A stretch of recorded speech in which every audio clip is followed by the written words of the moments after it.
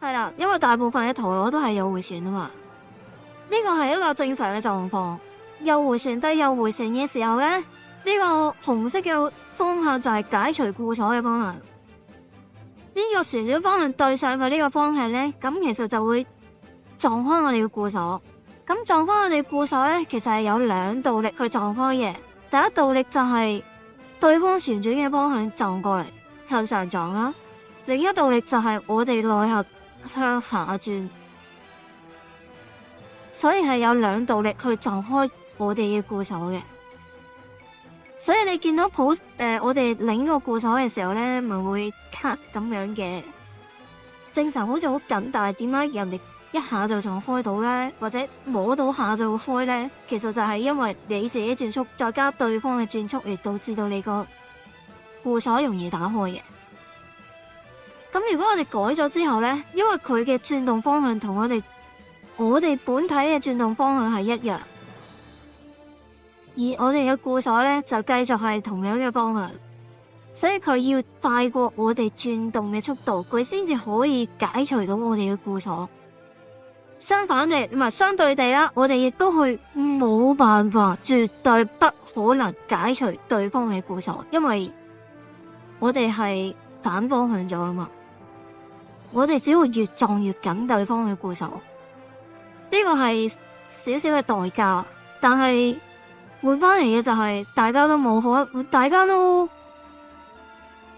難解對方，所以我要用我哋呢個調轉方向嘅改法咧，係比較適合用鯊魚做一拳超人，鯊魚都趕唔到。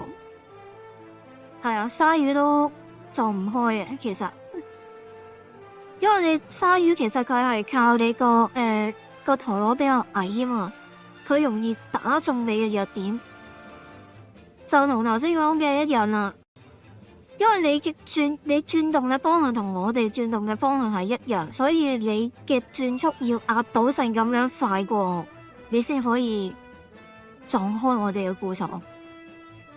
如果唔係嘅話，你得撞碎佢呢樣嘢咧，即係撞爛對方嘅陀螺啊，成個爛咗砌唔翻嗰種啊吓，你先至可以撞得開個固鎖。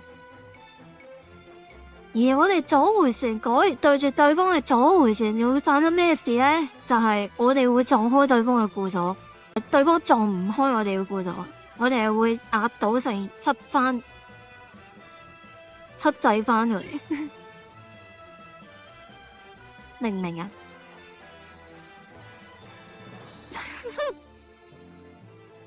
係咪好似有啲複雜啊？嗱，總之得出嚟嘅結論咧，就係因為咧，我哋解除嘅固鎖嘅方向咧，其實就係我哋陀螺轉動嘅反方向。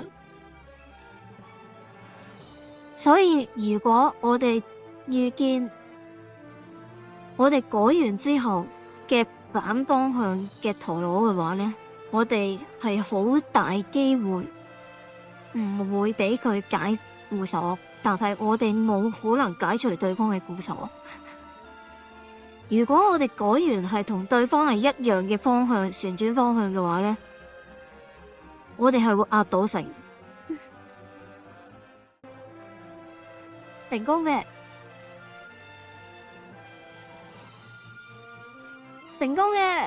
我哋成功咗嘅，呢個係咁樣，我哋試一試佢先啦。左迴旋㗎，盒仔幾靚，係冇問題嘅，係冇問題嘅。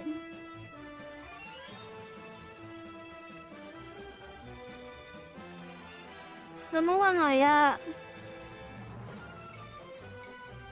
係冇問題嘅，哇耶！